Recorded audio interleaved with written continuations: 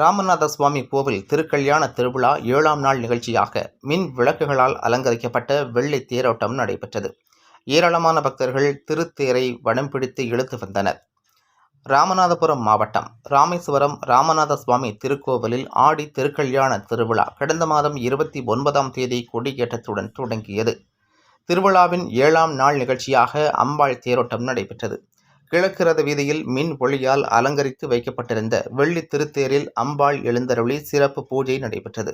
இதன் பின்னர் 4 ரத வீதிகள் வழியாக பக்தர்கள் திருத்தேரை வடம்பிடித்து இழுத்து வந்தனர்.